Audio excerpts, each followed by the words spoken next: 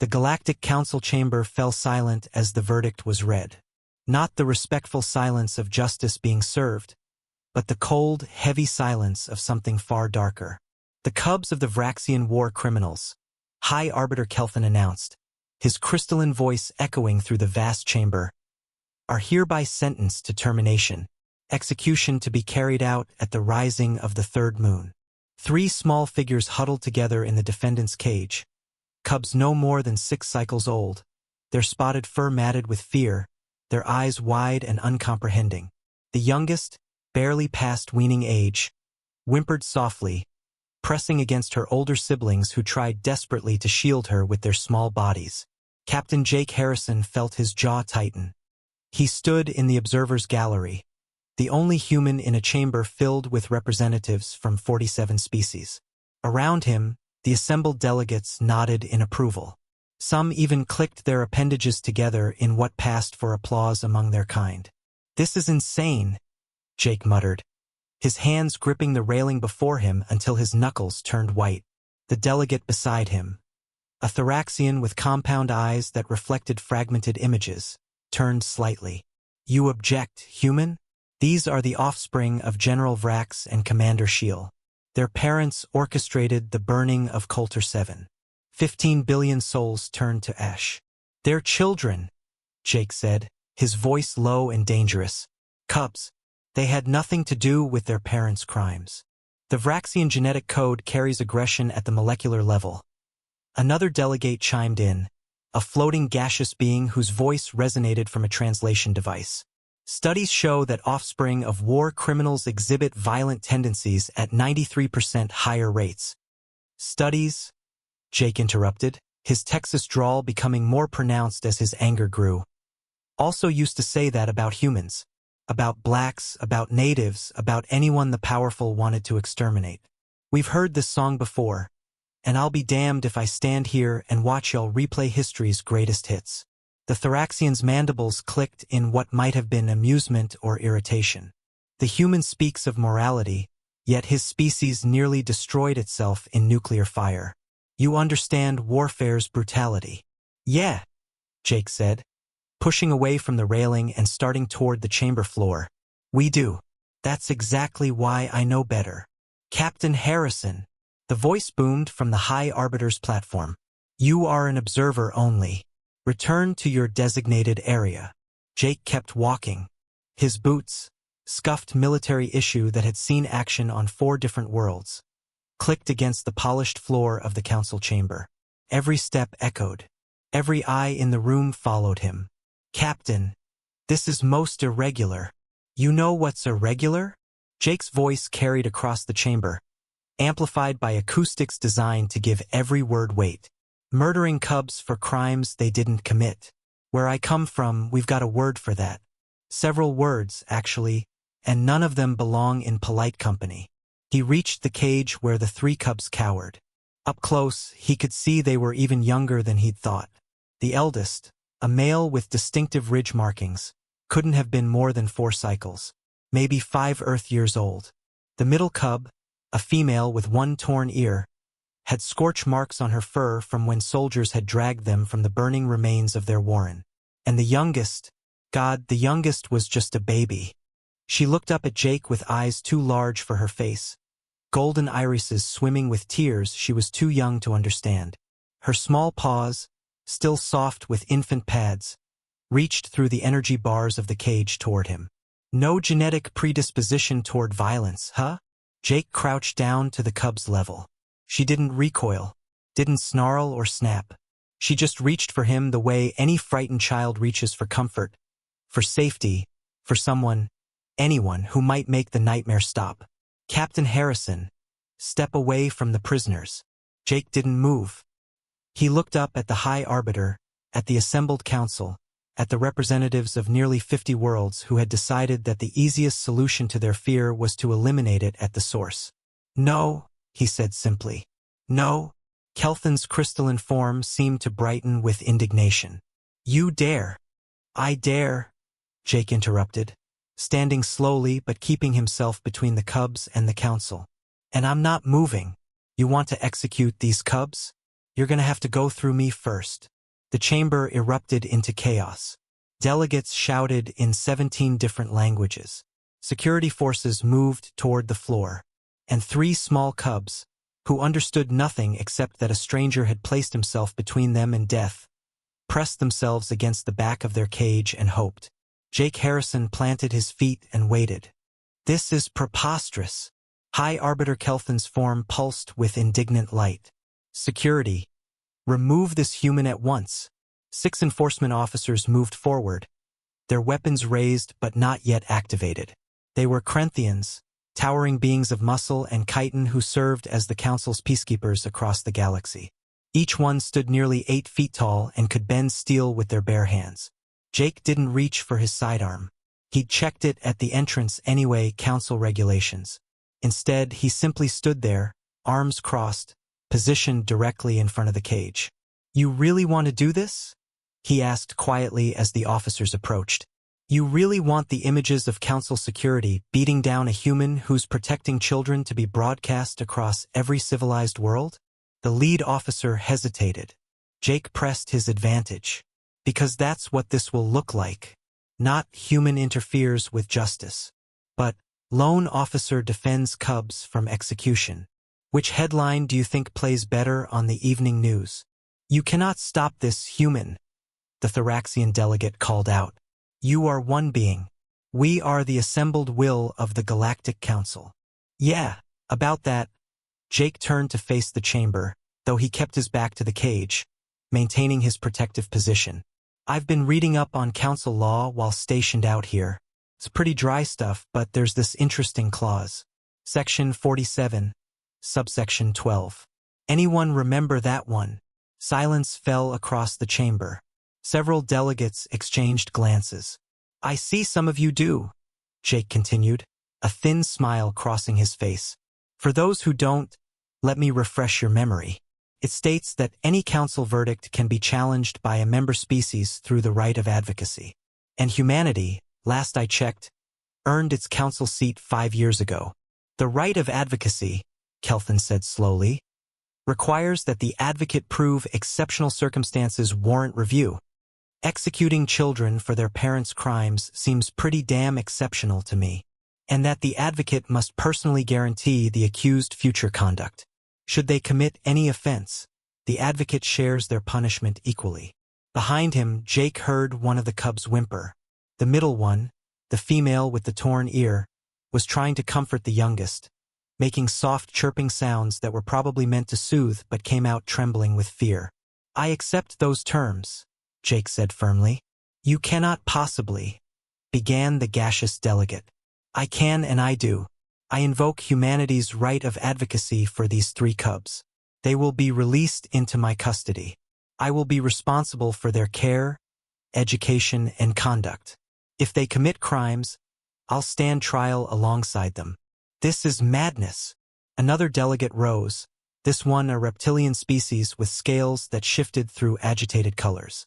"You would stake your life, your freedom, on the offspring of the most brutal war criminals in recent history?"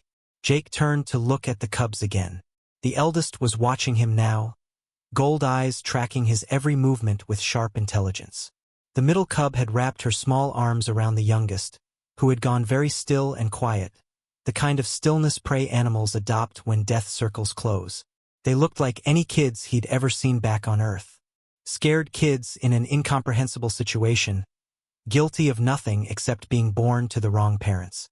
"Yeah," Jake said, turning back to face the council. "I would. Because where I come from, we don't murder children and call it justice. We're better than that.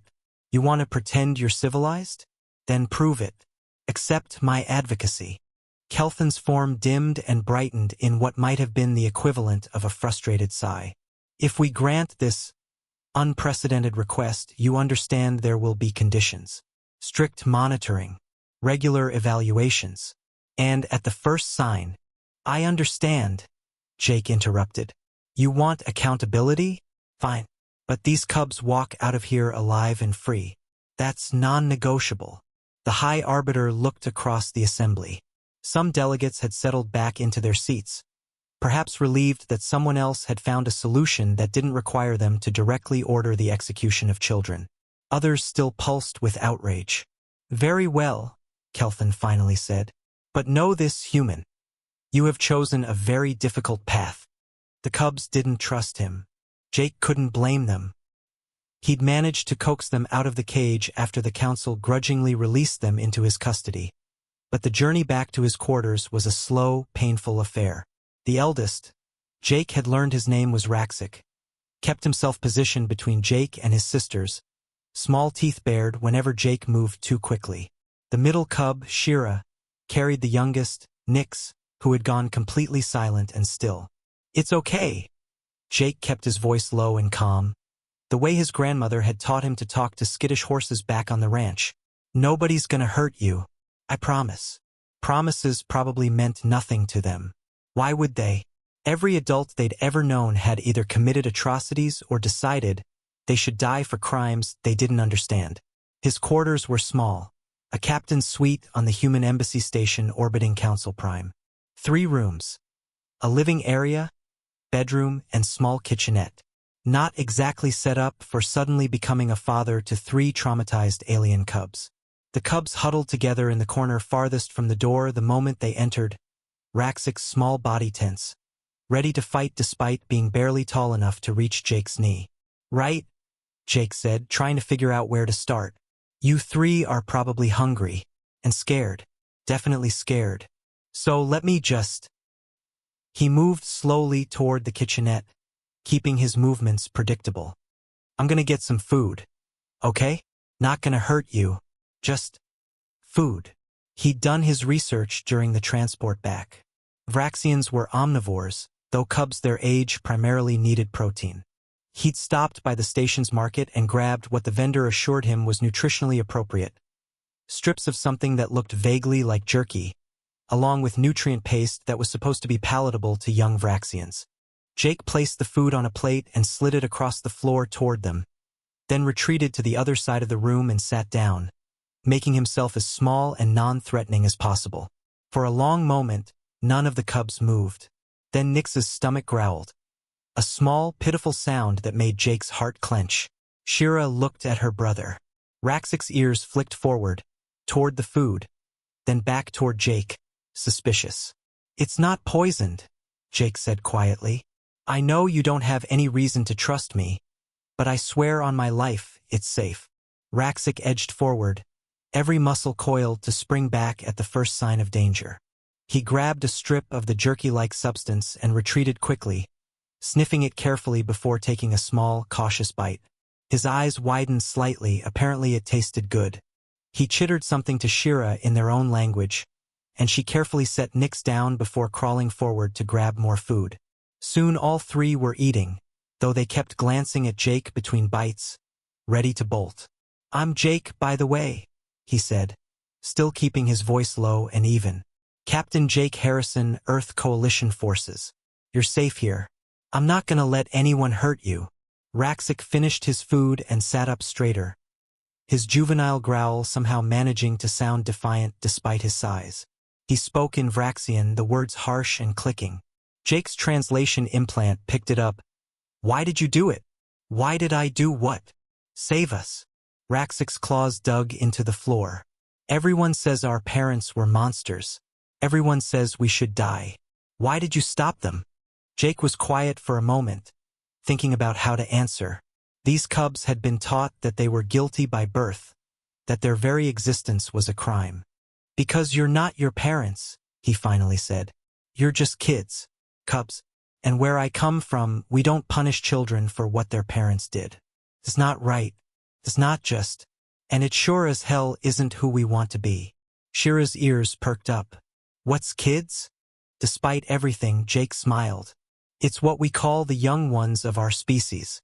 Children. And that's exactly what you 3 are, children who deserve a chance to grow up and decide who you want to be. Not who the galaxy says you have to be." Nix, who hadn't spoken at all, finally made a sound. A small, questioning chirp.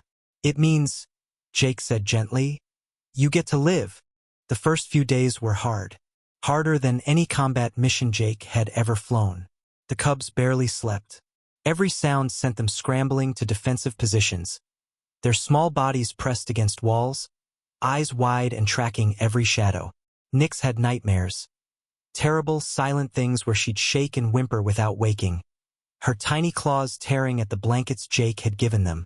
On the third night, Jake found all three of them huddled in the closet, having dragged their bedding into the smallest, darkest space they could find. It reminded him of how foxes den up when they're scared, how any small creature seeks the safety of enclosed spaces when the world feels too big and too dangerous. He didn't force them out. Instead, he pulled up a chair outside the closet and simply sat there, maintaining watch while they slept fitfully inside. If them sleeping in a closet made them feel even slightly safer, then a closet bedroom it was. You're not doing them any favors, you know? Jake looked up to find Commander Sarah Reynolds standing in his doorway, arms crossed. She was his second-in-command and one of the few other humans stationed on Council Prime. "They're traumatized, Sarah," Jake said quietly. "You should have seen them in that council chamber. They looked at those delegates like they were staring at death itself. They were—" Sarah moved into the room, her voice softening. "Jake, I admire what you did. It was brave and it was right. But have you thought about what comes next? You're a starship captain. You deploy on missions that last months. What happens to them then?" "I'll figure it out." "Jake!" "I said I'll figure it out." His voice came out sharper than intended. He took a breath, forced himself to calm down. "Sorry. I can't think about that right now. Right now, I just need to get them to feel safe enough to sleep in an actual bed." Sarah was quiet for a moment. Then she reached into her pocket and pulled out something small. A stuffed animal. A worn teddy bear that had clearly seen better days. "My nephew gave this to me before I shipped out," she said. "Said it would keep me safe. Maybe it'll help with the little one." Jake took it, touched by the gesture. "Thanks, Sarah." After she left, he carefully placed the teddy bear just inside the closet, within reach of where Nyx slept curled against her siblings. He didn't expect anything to come of it. But the next morning, he found Nyx clutching the bear, her small face buried in its worn fur. She was actually sleeping peacefully, her breathing steady and calm. Progress came in tiny increments after that. By day 5, they were sleeping outside the closet, though still piled together in a defensive heap. By day 6, Vraxxian was cautiously exploring the quarters, his curiosity beginning to overcome his fear. And on day 7, something extraordinary happened. Jake was reviewing reports at his desk when he felt something bump against his leg. He looked down to find Nyx standing there, the teddy bear clutched in one arm while her other paw tugged at his pant leg. "Hey there, little one," he said softly, not moving, afraid of scaring her away. "What's up?" Nyx held up the bear, then made a gesture toward the shelf above Jake's desk, where he kept a few personal items. Her meaning was clear. She wanted him to put the bear somewhere safe, somewhere high where nothing could hurt it. It was trust. Small and fragile, but real. Jake carefully took the bear and placed it on the shelf, then crouched down to Nyx's level. "It'll be safe there, I promise." Nyx studied him with those two large golden eyes, then did something that made Jake's throat tight. She reached out with one small paw and patted his hand. A gesture of comfort, of connection. Then she turned and scurried back to her siblings, who were watching from the other room with expressions Jake was learning to read. Vraxxian's ears were pricked forward with interest. Shira's tail had stopped its anxious twitching. They were beginning to believe he might actually keep his promises, that they might actually be safe.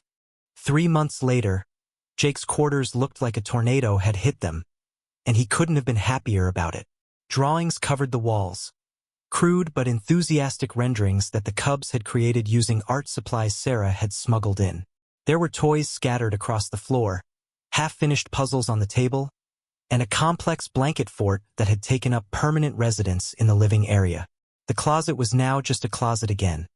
Though Nyx still kept the teddy bear on Jake's high shelf, her most treasured possession in the safest place she knew.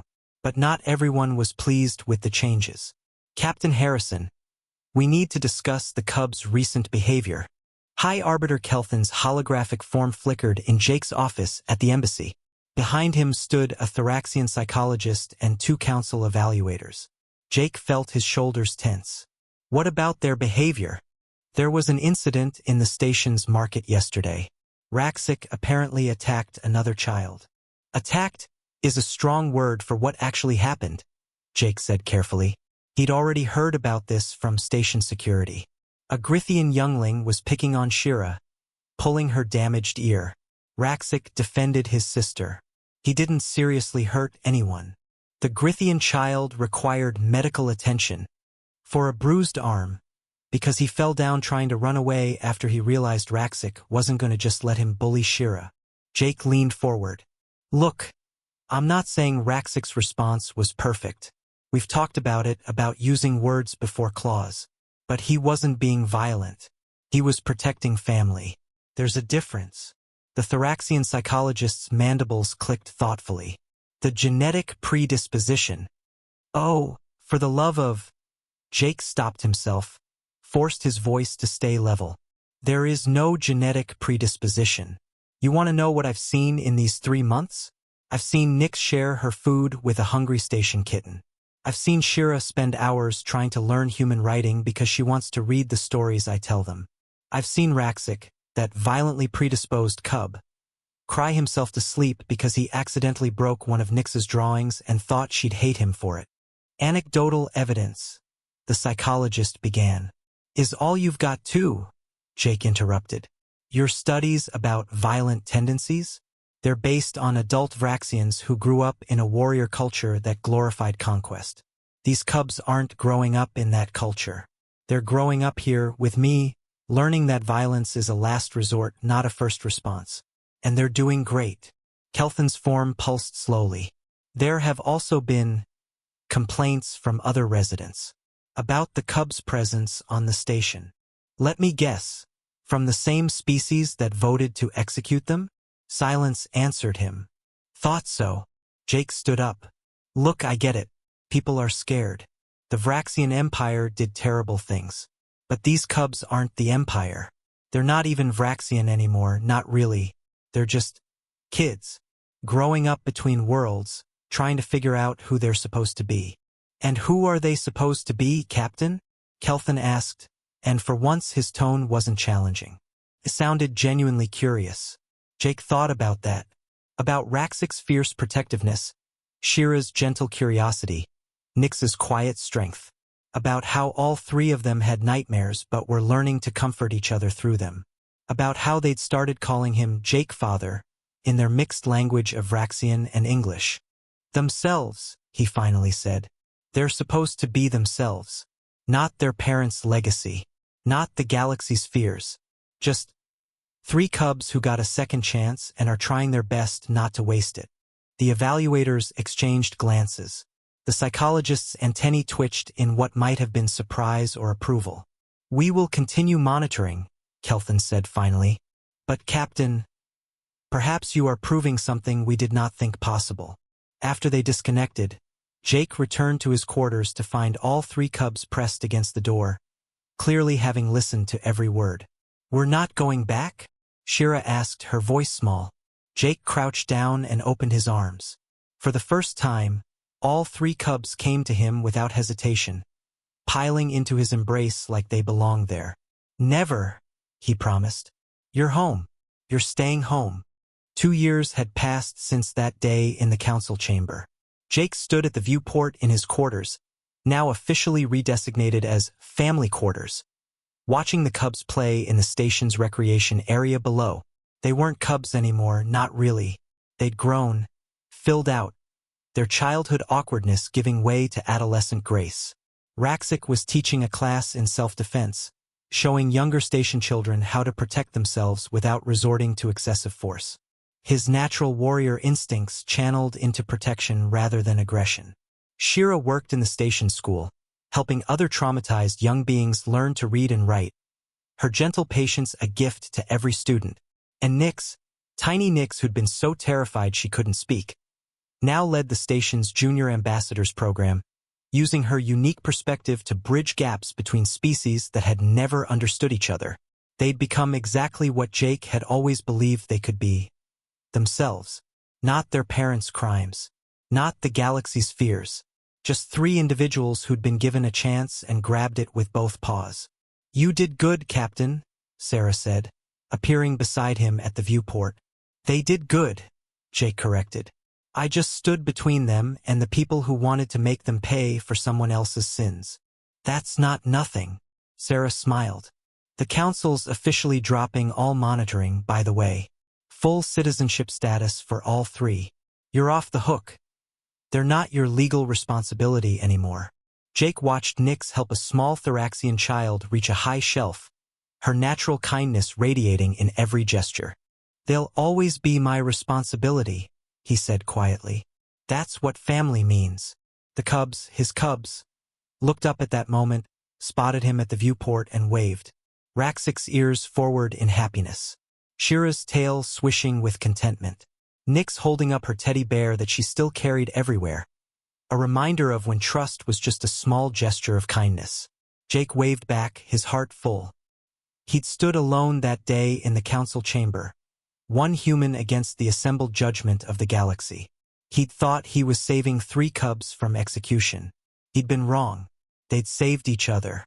What did you think of this story? Would you stand alone against impossible odds to protect the innocent? Drop your thoughts in the comments below. And if you loved seeing humanity's compassion challenge the galaxy's cruelty, hit that subscribe button, because next time, we're bringing you the story of what happened when Earth taught the galaxy that mercy isn't weakness. It's the ultimate power move. You won't want to miss it.